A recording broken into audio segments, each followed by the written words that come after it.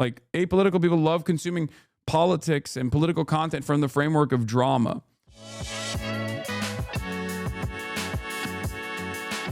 Two suits in 2 days. Seeing you, Profi, is freaking me out. Yeah, it's the Professor Feet. Serving college professor right now. You already know, baby. This is what I do. I can't think of any other content creator that could talk about any other subject for almost 11 hours straight and go right back to it the next day. You were a true legend. Time to finish the content. Puke, wake the fuck up, Ethan. Yeah, I will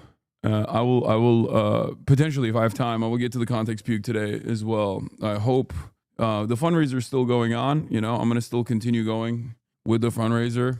But yeah, we're almost at $200,000. 192,000 is pretty good. Please finish the video. Don't give those foot soldiers any reason to bitch. I mean, they're going to bitch regardless. Okay. It's actually available on my YouTube. You should go watch it. Play it on the background. You know what it is throughout your day. If you missed some parts of it on the VOD, highly recommend you check it out. I don't think it's going to do like crazy numbers. I mean, it's an 8 hour and 51 minute video, right? But it's doing pretty good. It's doing shockingly well so far. Why does it say part 1? Because it's literally just the first. We got up to this part of the context nuke. Like, it's not even a joke. This is what we got to. We got to 1 hour. There's still 42 minutes to go. Worse than you thought. I will say it's actually truly shocking. Just added timestamps to the whole thing too for anyone looking for a specific section. Yeah. Look, all I will say is this. When I was watching it, I was in awe of like how bad of a hit job it was. Like how bad of a smear job it was, because it's like it wasn't even like he wasn't even trying. I thought it would be more entertaining. Kind of wish there was like 2 to 4 hour edited response video instead, but I can see not wanting to put that much time into this drama. I just can't be asked to watch over 9 hours. I mean, yeah, you could just like scroll through it.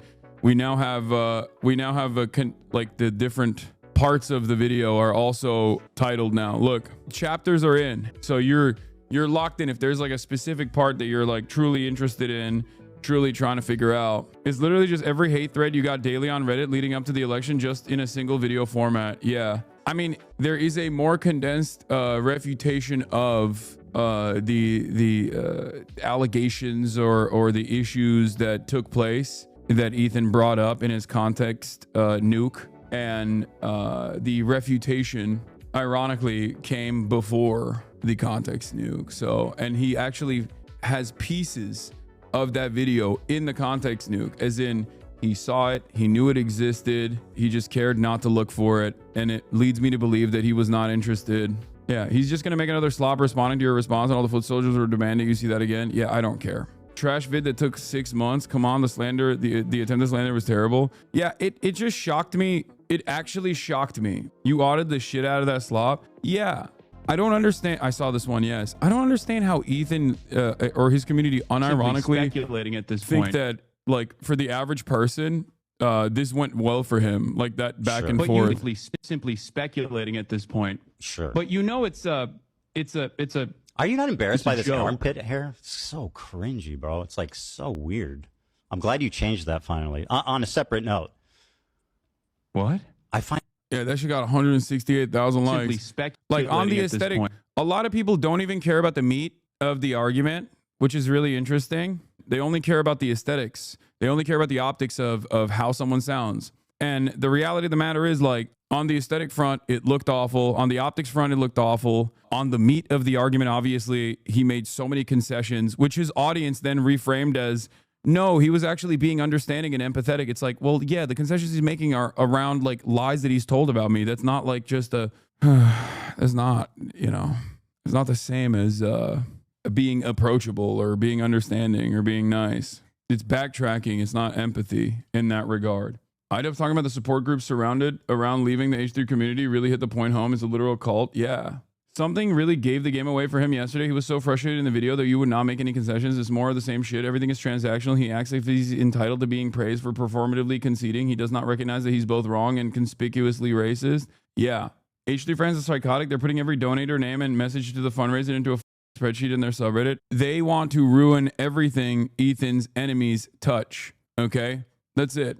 They want to ruin everything that Ethan's enemies touch. Here's what a normie and their perspective looks like on the debate. Okay? I don't know anything about your favorite streamers and do not understand why everyone is into that stuff, but I observed that the muscular gentleman with glasses was both less mad and more knowledgeable than the sickly bald man.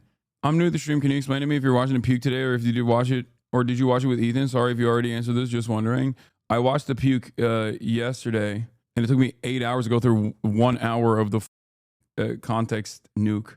I will say, like, to summarize my opinion on what I saw in the first 1 hour, things that were shocking. What meets the standard for solid political commentary for a lot of Americans is so incredibly sloppily put together. Okay? Like, ironically enough, like, I'm having a conversation with Nick Pollum here, right? And this was a very enlightening conversation for many of you. If you recall, that like whole day, that entire back and forth was very productive. Was very, very productive for many of you. You said it was enlightening to see like the average person's perspective on the matter when they come in with an open mind and are totally oblivious to what's going on in the world, right? And it was helpful for many of you as well, because there were probably some things that you were questioning, some things that you didn't know about either. And it took 4 hours of back and forth conversations with Nick Pollum, walking through step by step how this conflict is unfolded, the historical significance and all that stuff, right?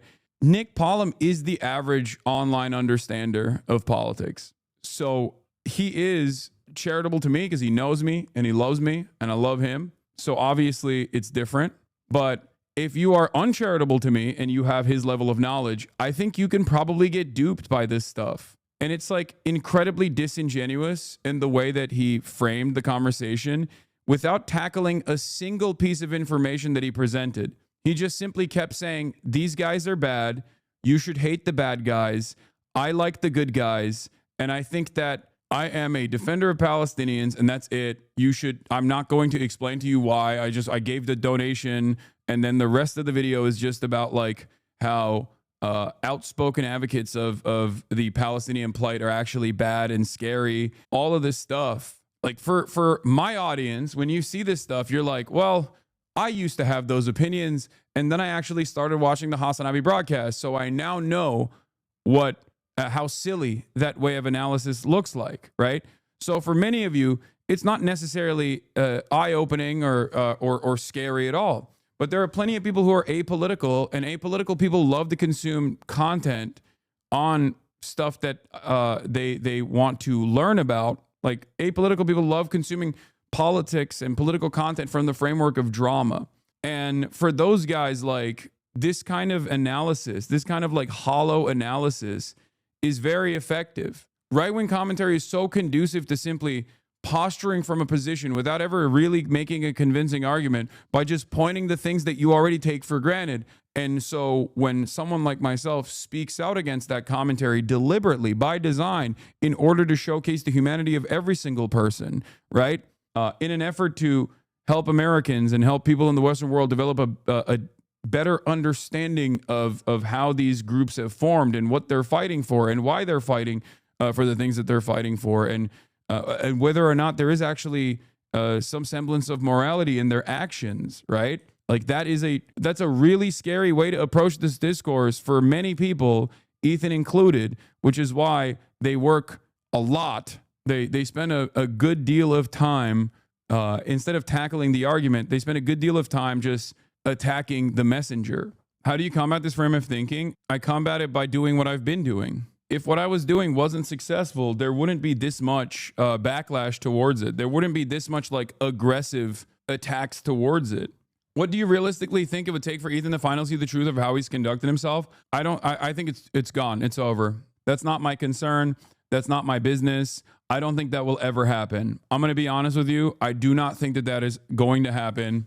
I'm happy to be wrong on this. I don't care about Ethan changing his mind either. I do care, however, about, like, this is what I wanted to read to you, okay? This is important.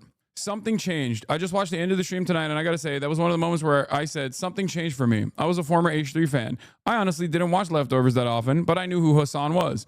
When all the drama started going off, I had no idea what it was for. Since I didn't watch Leftovers, I honestly didn't really care. I watched H3 for the goofs and gaffs, not for politics. A few months later, Leftovers ended. I remember talking to my friend who's very pro-Palestine. When I would repeat the things Ethan was saying about what's going on there, she looked at me like I was crazy. And I had no idea why. I thought I was pro-Palestine, but the way my friend was looking at me made me take a hard look. I was not doing any research on the topic. I simply just agreed with what Ethan was saying, because why would he lie? He is my progressive king. He is literally Jewish. He would know. I knew Hasan was a leftist and was super educated on the topic, so I decided to watch a stream one day. It took about 10 minutes for me to realize how crazy I was being. Ever since then, I've been watching the stream daily. I seriously look at the stuff Ethan is saying now and think, how does anyone buy this? But I do get why people buy it, because they trust him. Let's just say Hasan has changed my entire perspective. Throughout my entire life, I've been a fan of so many creators that have fallen off or have been canceled, and it seemed like there's been a lack of good in the online space these days. What really sticks out to me about Hasan in this community is the clear-cut, unwavering moral code. I think that's the thing that most creators lack. Realizing this gave me a whole different perspective on not only the content I consume, but the things I stand for in my own life. At the end of the stream tonight, they talk about how he deals with all the hate he gets online. Made me respect him so incredibly much. Seriously, so inspiring. Sorry for the rant. Just want to say I'm a proud member of this community, and I appreciate the grace, respect, and support you guys give to everyone, no matter where they came from. And this is it. This right here is why I think what Ethan is doing is purely selfish, but because I don't think he cares all that much. Like, I don't think he cares about like defending Israel and is like crafting this like nefarious, carefully crafted propaganda against a prominent pro-Palestinian advocate. You know, I don't think that's the case. I think he's being used by people who might have different reasons as to why they want to deplatform me. Some of which might revolve around Israel. But overall, I think his own personal agenda here is that he feels wronged. He feels slighted. He feels as though, people simply don't understand where he's coming from on this issue. And why do they not understand where he's coming from this issue? Because Hasan has brainwashed people. Hasan is the face of pro-Palestinian content online, and he's brainwashed people, and he has made people hate him personally. Okay?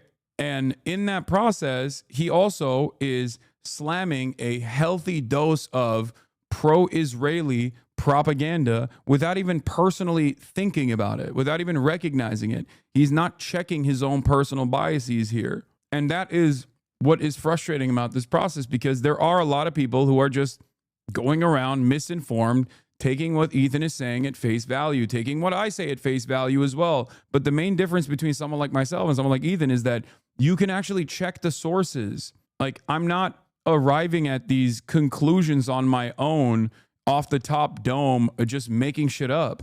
I'm actually showing you where the sources are. I'm showing you how I arrive at the opinions that I arrive at.